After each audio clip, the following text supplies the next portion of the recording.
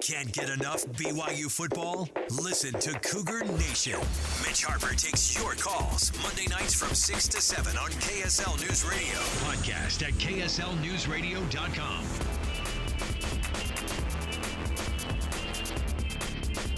All right, everybody, welcome back. It is First and 12. Alex Keary, Mitch Harper, thanks for being with us on a Sunday morning, and we're anxiously awaiting what those AP rankings are going to be coming up in just about 35, 45 minutes here.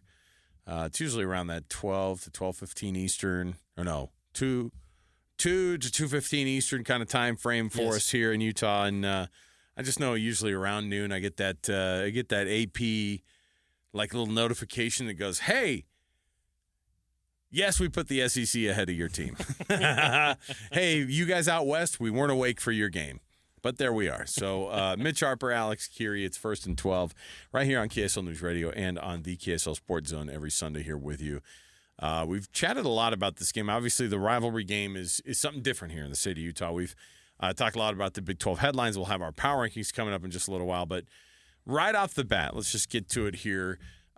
This was Kyle Whittingham right after this 22-21 loss to BYU.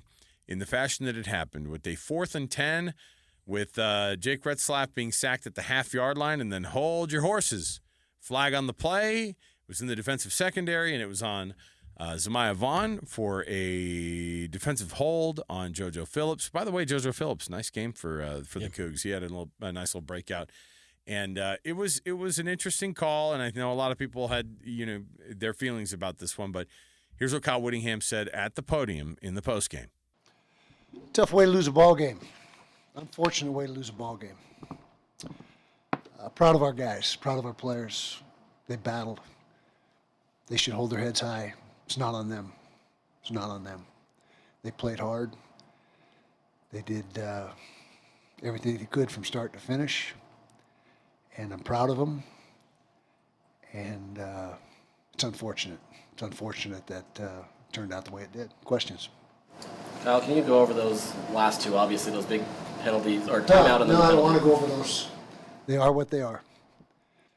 They are what they are. It's a ridiculous situation, but I'm not going to get into it. So, yeah. Feelings of Mark Harlan I don't know what Mark Harlan's feelings are. He said that he was disappointed with the refs, the officiating. Things out there were ridiculous. That's how I'll leave it. Your offense gets 21 in the first half. Obviously, doesn't get any in the second. Was there anything that changed schematically or anything? No, just didn't quite have the. We lost Keithy. Unfortunately, he's out for the year, and unfortunately, it looks serious. So, that's. He was tackled from behind, from what I heard on the play. He was running a route, didn't even get the ball thrown to him. Was tackled from behind. It's what I've been told. I haven't obviously seen it, but. That's unfortunate. Feel bad for Brant. He's battled through so much adversity since he's been here. And, that's too bad. Do you feel like the play calling got conservative in the second half? No, I don't think so. Coach, what do you make of Brendan Rowe's performance today in his first half? His numbers in the first half were really good. I haven't seen the sheet for the second half. 12 of 21, just over 50%. I don't know. We'll have to let me watch the film on that. At the end of the game, you saw on TV kind of getting frustrated with the ref. Was that about the two previous calls or something that happened right after the... Yeah, two previous calls. Yeah. Game was all but over. Yeah, it was over. But then it wasn't. Obviously, your defense obviously showed up really well today. Yeah, I couldn't get that last stop when we needed it, unfortunately. That's kind of been the story for several games. We play lights out and just can't get that one last stop.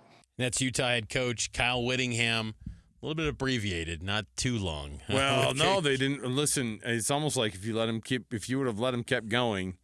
By the way, that's the shortest.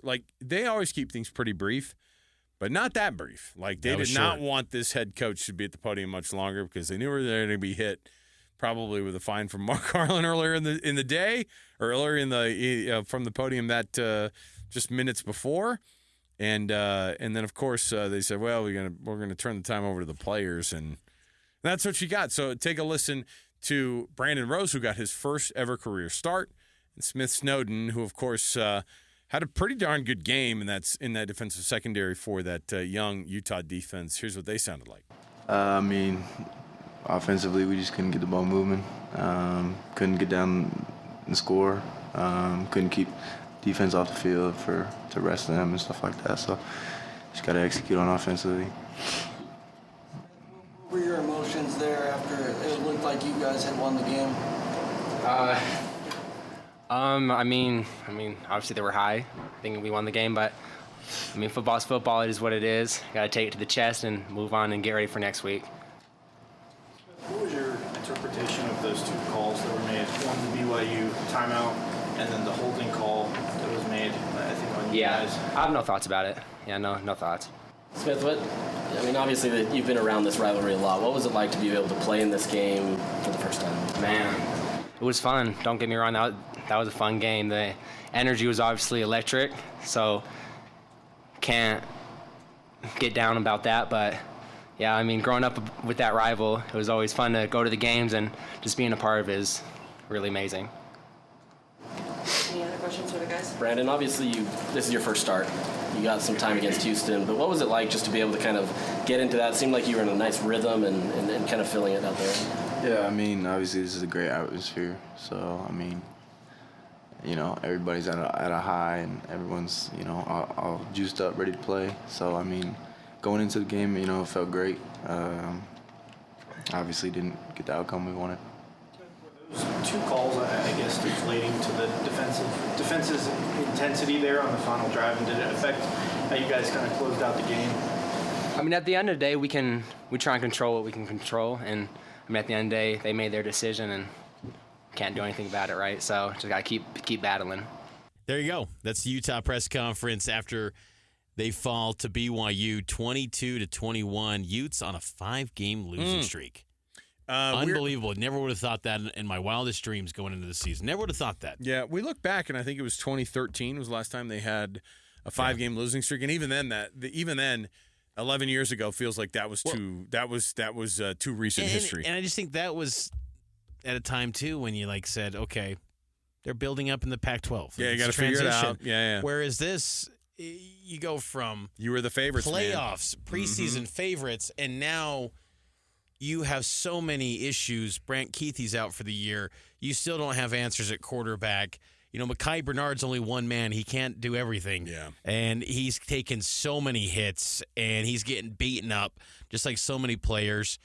Smith Snowden, to your point, I thought he had a really good game. That kick return was a nice boost after BYU had a touchdown. So, but Utah's got a lot of questions going down the stretch, and you wonder if they used all the goodwill, the potential, the intensity to really stay laser focused and dialed in. Was that exhausted this week, and it still came up short? What can you reasonably expect going on the road to Boulder, then playing a tough Iowa State team, and then UCF, who has shown new life with Dylan Risk at quarterback? Utah could lose the last 3 games, Alex, and they could finish 4-8. If they could go on an 8-game skid to close out this year potentially. If they would have beaten BYU last night, there's a real thought that, you can carry that to the next week and the next week. And I think that's where Mark Harlan and Coach Whittingham are this was stolen from these kids.